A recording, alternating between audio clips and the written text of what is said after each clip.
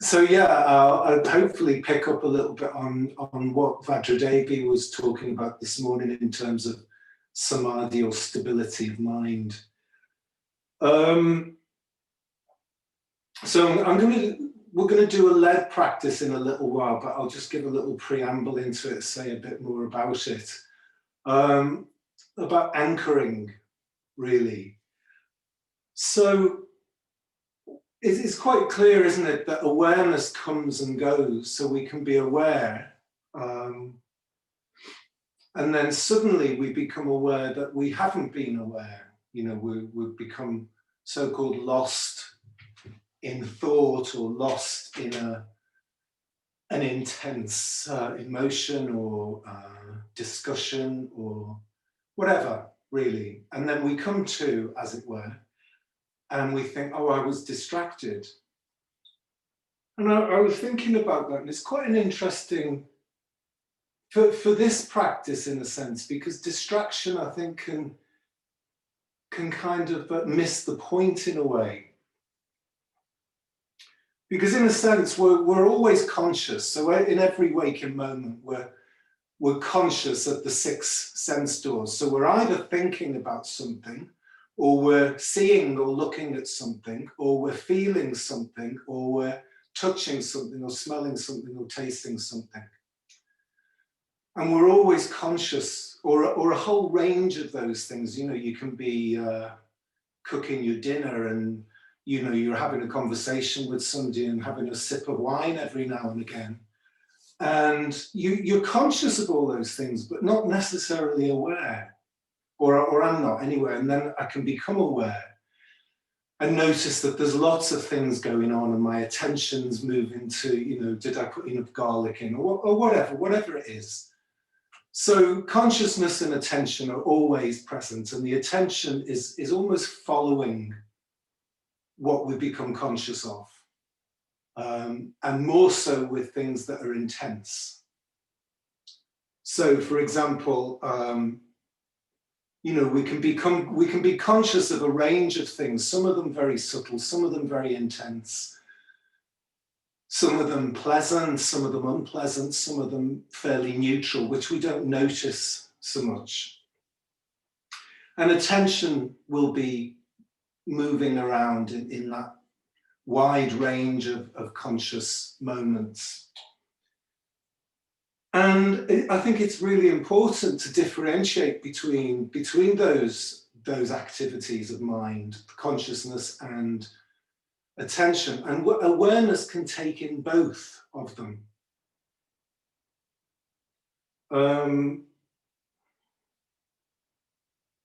So attention is always moving towards an object, and consciousness is always providing, as it were, objects for attention to go towards. And they're always operating. And then we have intentions, which are closely related to attention in a way. But awareness is the process that takes in that whole process. So it's something slightly different, but related to consciousness and attention. But it can take in all of that. And when we become distracted, it's almost as if awareness lapses slightly, because we suddenly become, attention goes towards a particular object or a set of thoughts, and awareness has lapsed. And then awareness suddenly catches up, and we feel that we've become distracted. It isn't that we've become distracted, it's that we lost awareness. So the awareness ebbs away, and the attention and the consciousness continue. And then awareness rearises, and we notice that there's been a lapse. And we feel as if we've become distracted. And in a sense, we just haven't been following the attention very closely, or the awareness hasn't been strong enough to notice that the attention shifted to something else. And we've become a little bit maybe caught up with the object that attention was on, and now it's moved to something else, and we feel distracted. So with anchoring, I think it's quite important to differentiate it from, say, for example, the mindfulness of breathing, which is usually taught as a as a focused practice. It's something we give our attention to. We make an intention to notice the consciousness of breathing, and we give our attention to that and sustain our attention with that as much as possible. And if the attention moves, it doesn't quite fit with our intention, so we become distracted. Whereas anchoring is more noticing that the attention, there's an object, there's a lot of objects in awareness, and we're trying to maintain as broad an awareness as possible. So still taking in as many objects of consciousness as possible, and noticing where attention is going in that range of sensory experience. Notice that attention is moving around. But attention isn't solely on one of those things anyway. Attention is also slightly spread. So with an anchoring practice, we choose within that range of objects, within that range of sensory input, we choose a particular sensory object. For example, with the mindfulness of breathing, we choose the breath. So in this practice, I'm going to suggest that you can use the breath as an anchoring object, but I would suggest that when we do this practice that you don't use the breath to anchor your awareness on, because I know for myself, if I use the breath, I have a tendency to start doing the mindfulness of breathing, which is a different practice. Which is, it's fine to do that, but try and keep these processes a little bit separate, at least initially. In a sense, it's kind of like, if I close my eyes and focus on the breath, I kind of default to focusing on the breath, and that's not the objective of this practice.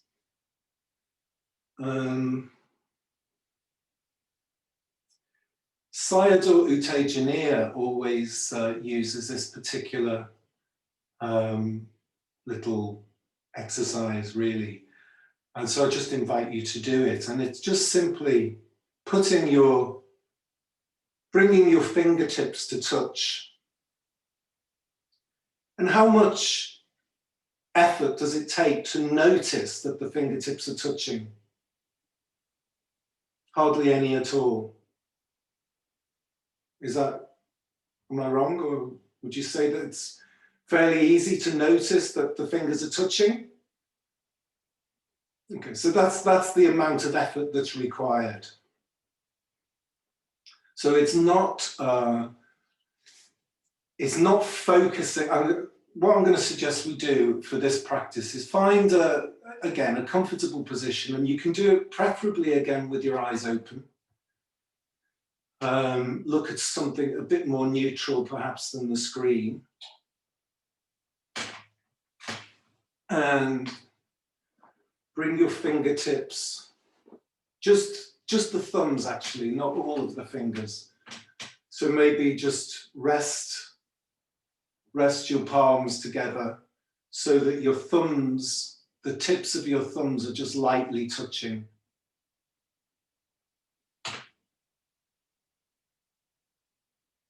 And if that is difficult for you in any way, then maybe if that is difficult to bring your thumbs together, then you can bring your thumb and your index finger together, just so that you notice that the contact between those fingers or between the thumbs.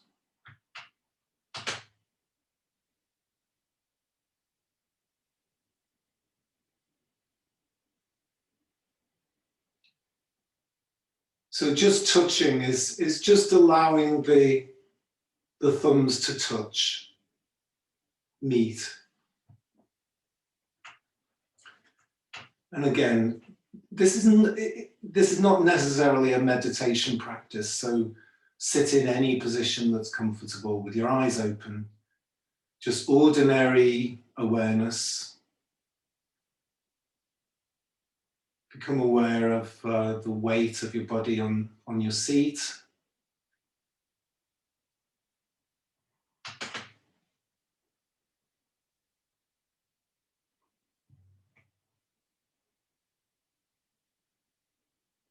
And become aware of what's in front of you, what's in the room. Become aware of your body, the sensations of sitting.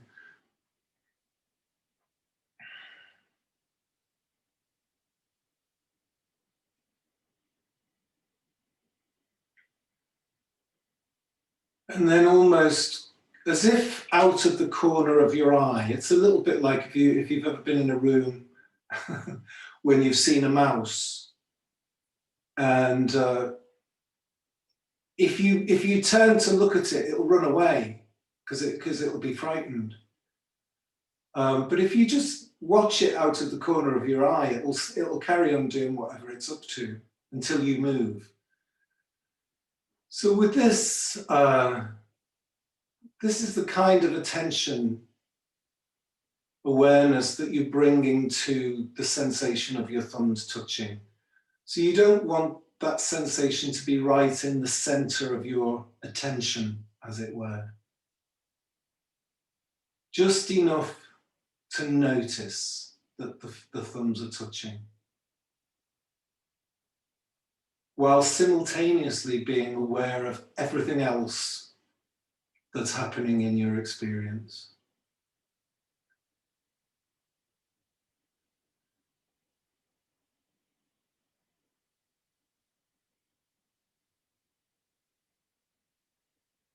Just a very, very, very light attention, just enough to notice. And see if you can notice which thumb is touching which. Is it the right thumb touching the left or the left touching the right?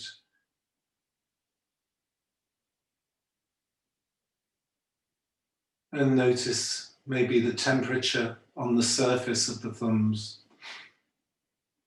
and the hands as well, and the arms.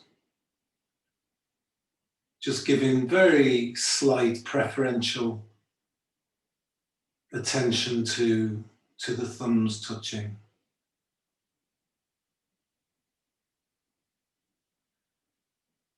While simultaneously being aware of everything else.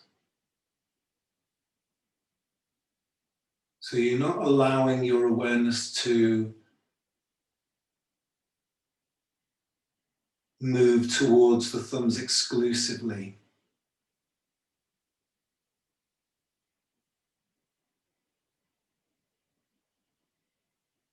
Broad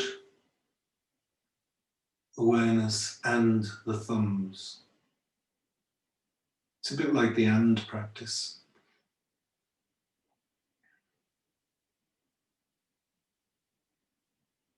You may notice that there's tingling, sense of pressure,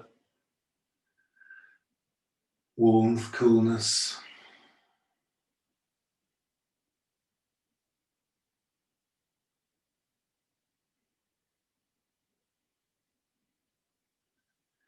Now, while maintaining just a light attention, awareness of the sensations of the thumbs, become aware of sounds. So it's a sensation of the thumbs and hearing.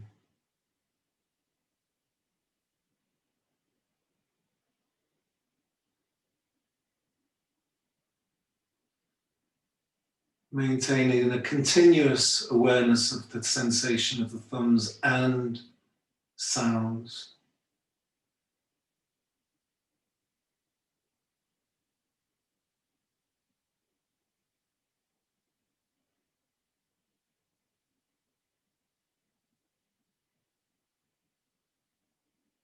So you're not trying to exclude anything, and there's nothing to be distracted by, because you can just include that with the sensation of the touching thumbs.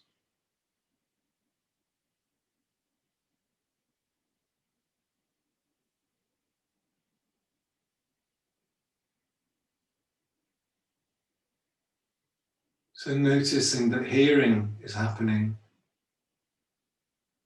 and the thumbs are touching.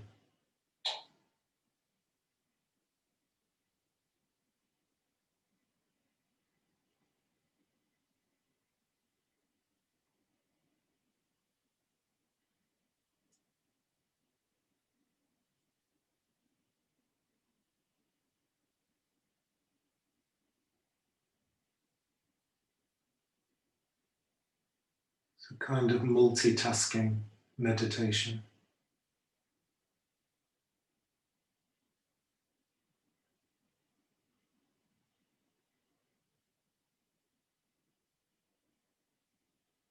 So noticing that hearing is happening and the sensations of the thumbs at the same time.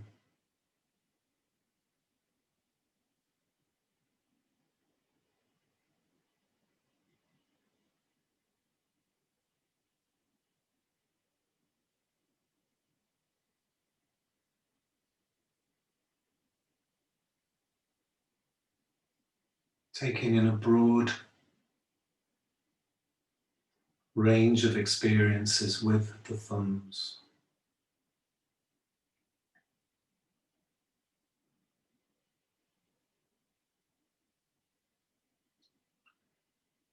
And then come back closer to the thumbs and let the sounds recede. Again, noticing the sensations in the thumbs.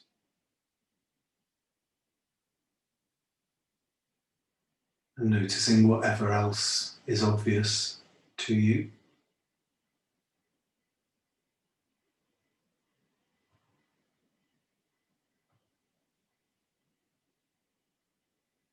And then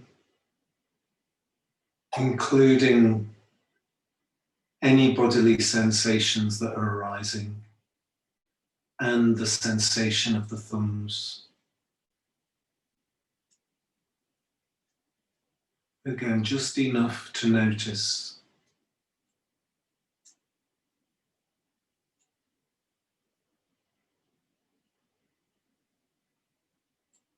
So the contact of the thumbs and other bodily sensations.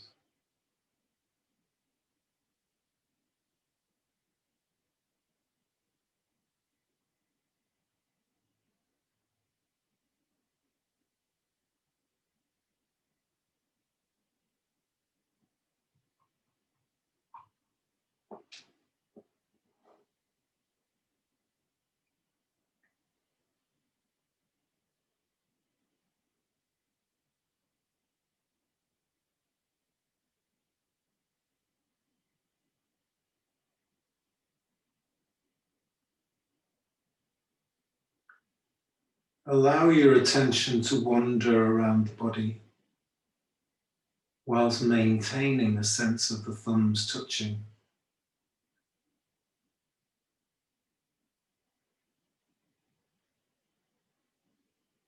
So that the sensations of the thumbs is an anchor.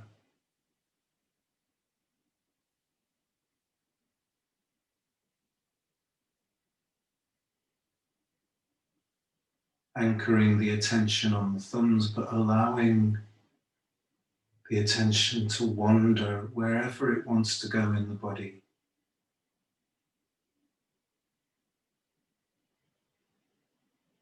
Doing both.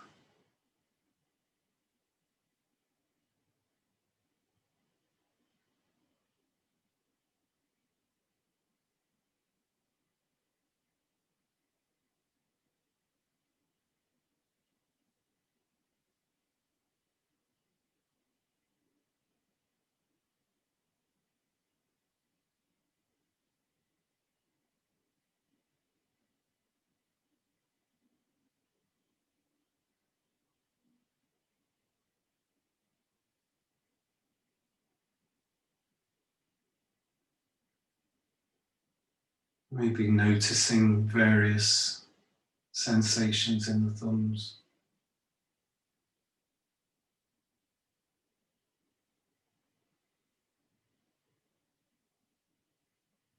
Pulse.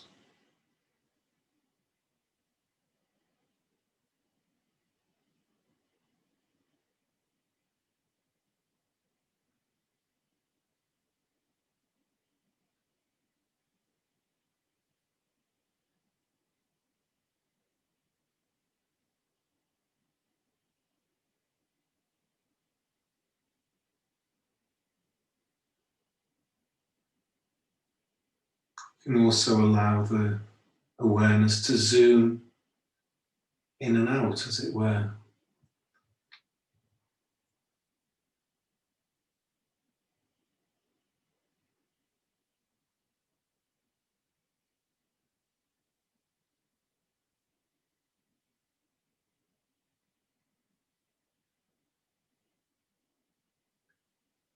And then with the eyes open, maintaining a sensation, the contact of the thumbs and the awareness of that, become aware of everything in your visual field.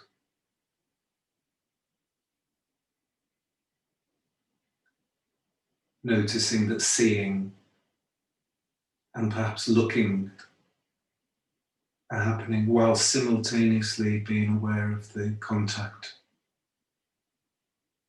of the thumbs and the attendant sensations.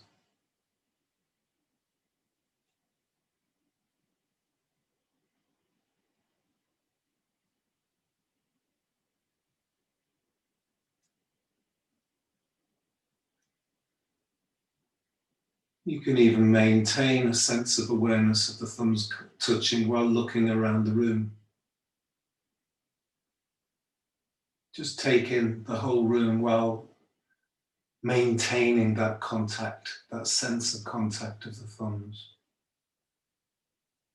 Anchoring your awareness in that sensation or set of sensations.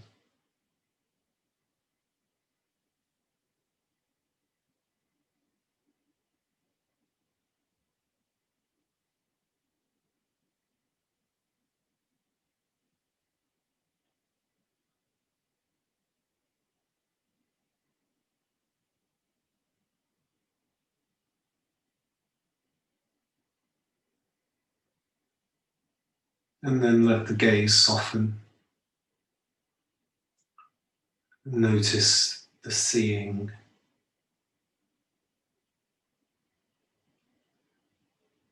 What's at the periphery of your vision, and the sensation of the thumbs touching.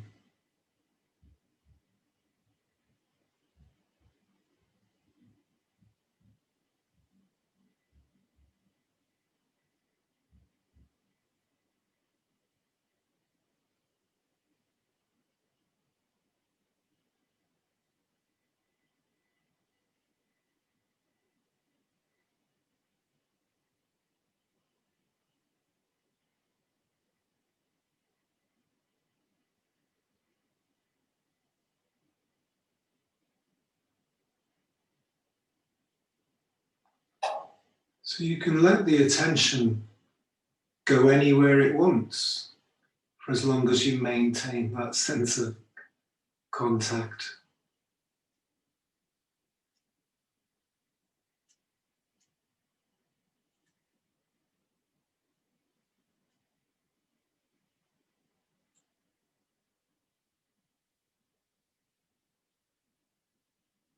You can even allow yourself to follow a train of thought whilst maintaining awareness of the thumbs touching.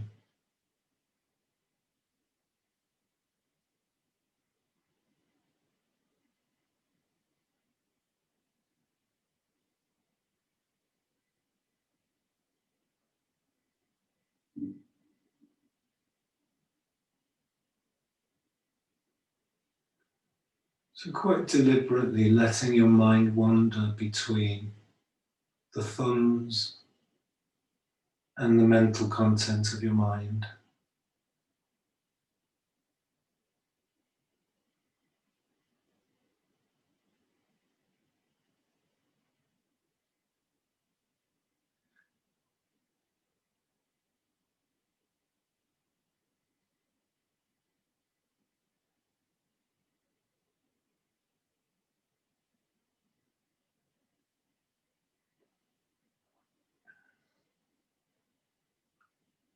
And now maintaining that sense of contact. Just allow the attention to wander freely between seeing, hearing, feeling, thinking, wherever it wants to go. And you can still maintain contact with the anchor of the thumbs.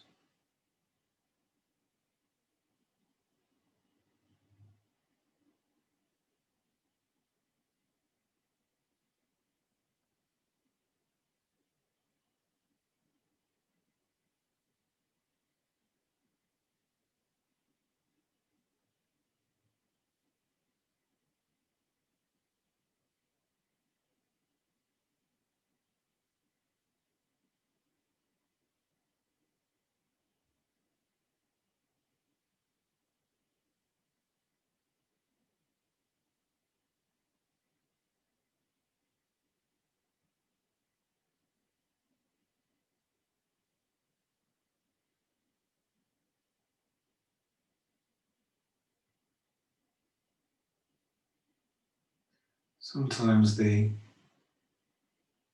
awareness of the contact between the thumbs can become quite slight and quite subtle, and other objects become more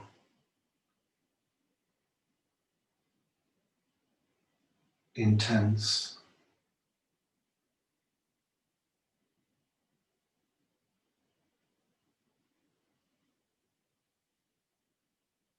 Various degrees of attention at the sense doors and the chosen object for anchoring.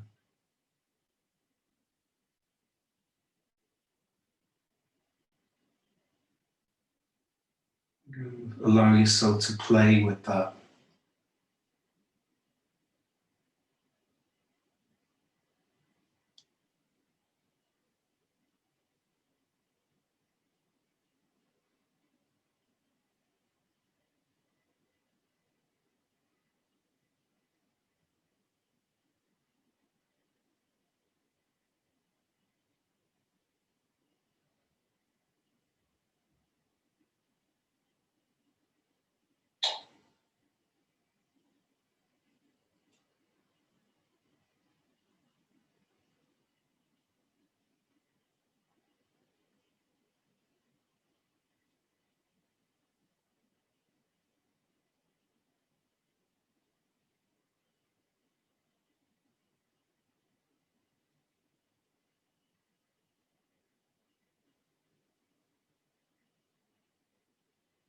You can put more or less attention, awareness towards the anchor.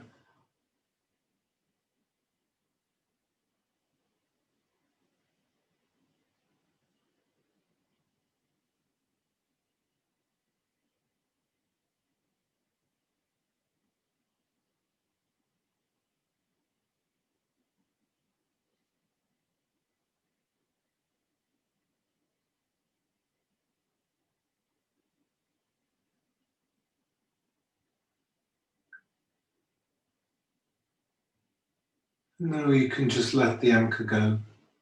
Let your hands move slightly apart. And just allow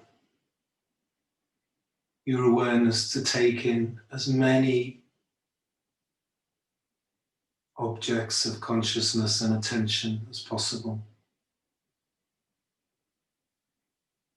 As broad and inclusive as possible in this moment.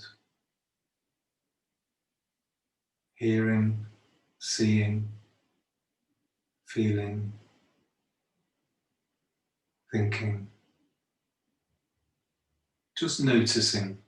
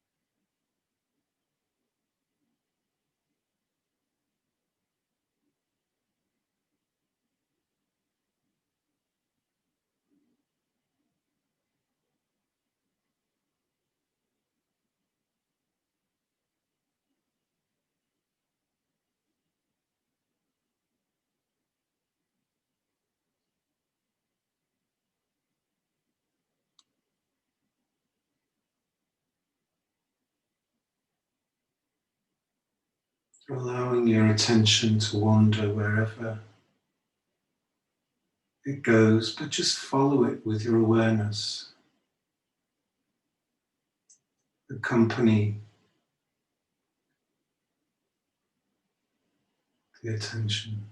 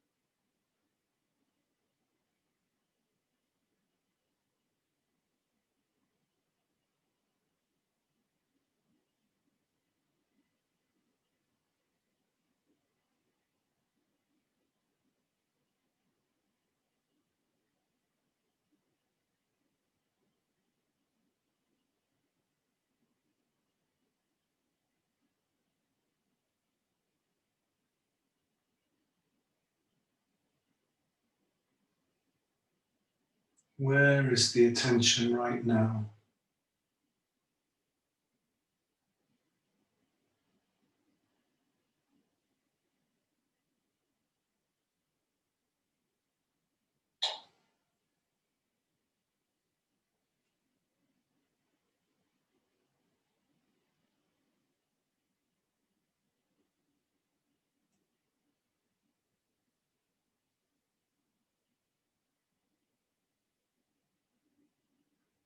It's usually predominantly in one sense field and less so in the others, and then moves.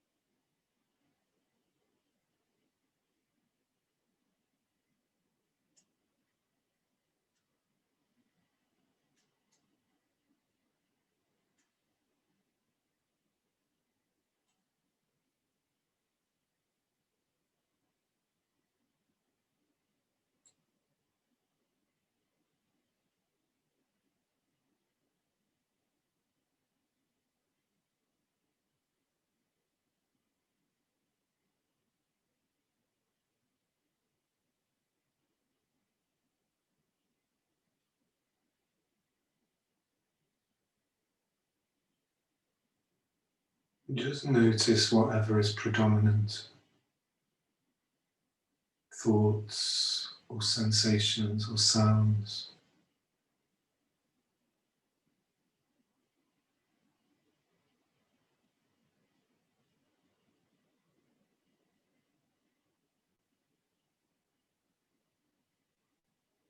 Hearing, thinking, or feeling.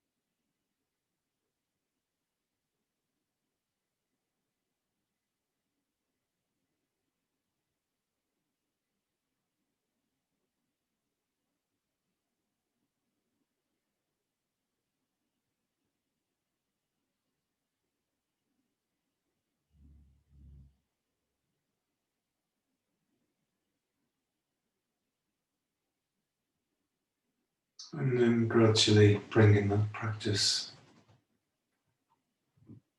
to an end.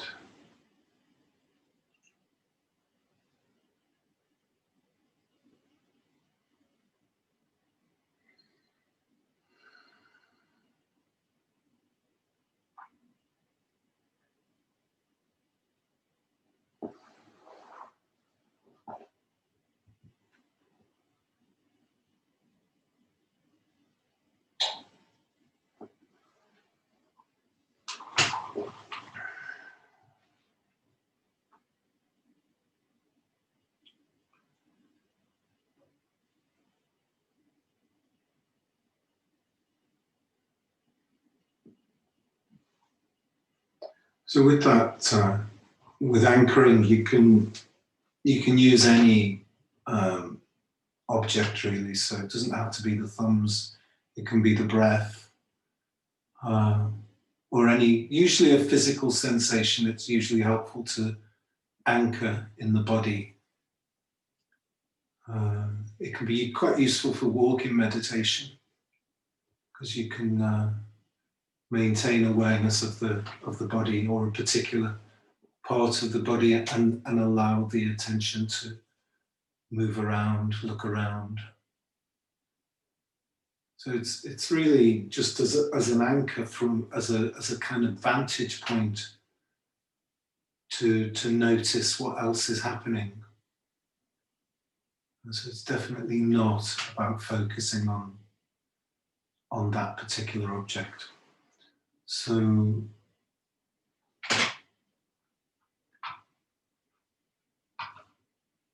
sorry.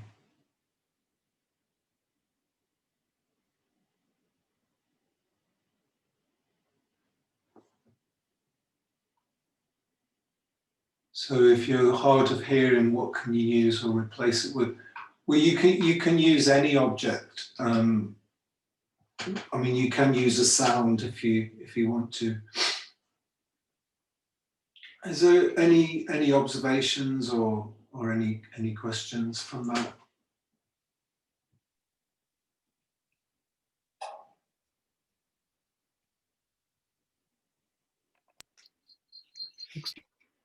Manisha. Hello there. I'm very intrigued by what you're saying about awareness, consciousness, and attention, but I haven't quite got it yet. I don't know if you've got time to clarify that, because I would have thought that consciousness was the overarching thing within which there was awareness and attention, but that's not what you're saying. No, I would say that the consciousness is always moving around.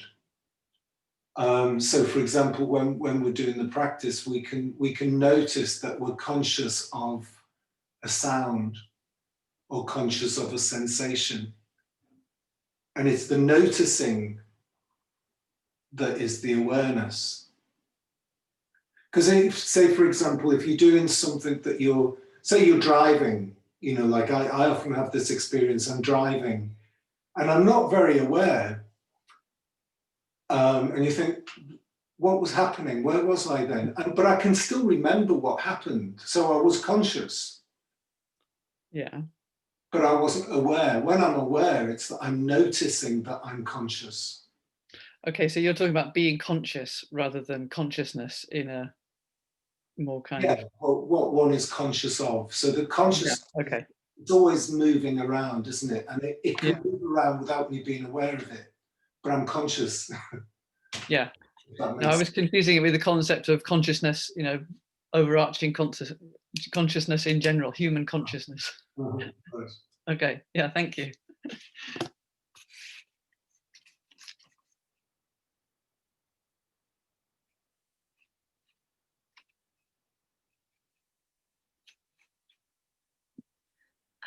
Yes, could I just follow that up, Mokshaka? Tejasvini here.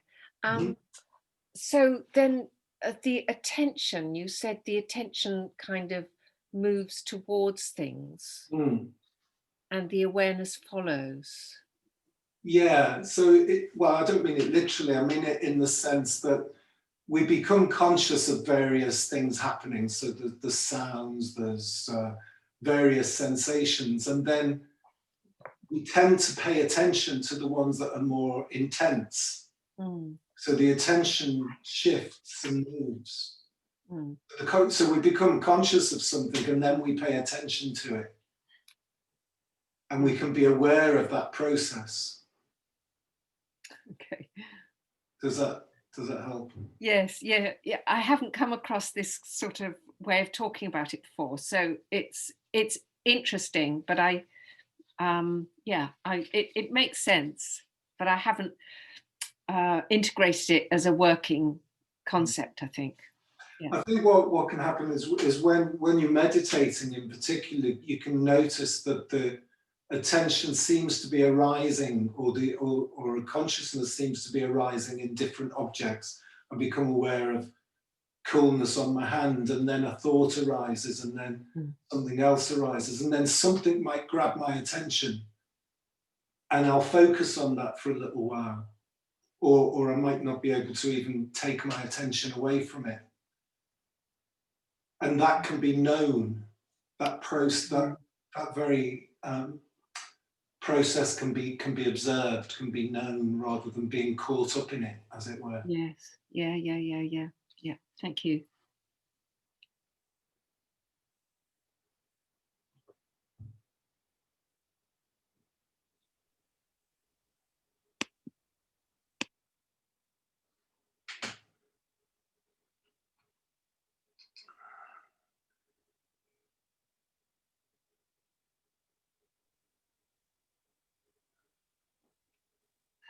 Yes, method.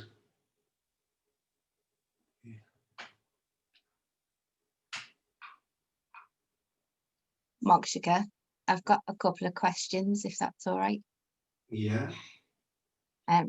So the first question is, if the body's not a safe place to anchor, can you suggest somewhere else? Well, again, I think sounds can be quite useful, and it doesn't have to necessarily be a constant thing, because sounds can be quite spacious, or just open the eyes. I mean, I remember being on a retreat with an alio about this, and I was quite agitated about something, and he just said, just open your eyes and look around.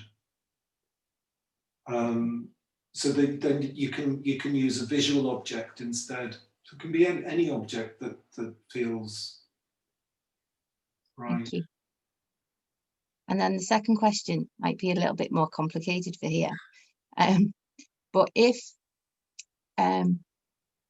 with neurodiverse conditions like ADHD and autism, where there is already a great awareness of broad experience, so like bodily sensations and the sense gates, how would you proceed then? Would it then be more of a practice of observing where the mind goes with those, more than trying to be aware, because you already are aware? Well, then you already are aware, in a sense, so you just observe where the mind goes, really. Where does the attention go to? Okay. I mean, it's always somewhere. Does that make... Is that what you're asking? I think so, yeah. Thank you. Okay, so it's gone 6. So we'll leave it there, and I'll see you later. Thank you. Thank you. Thank you. Thank you.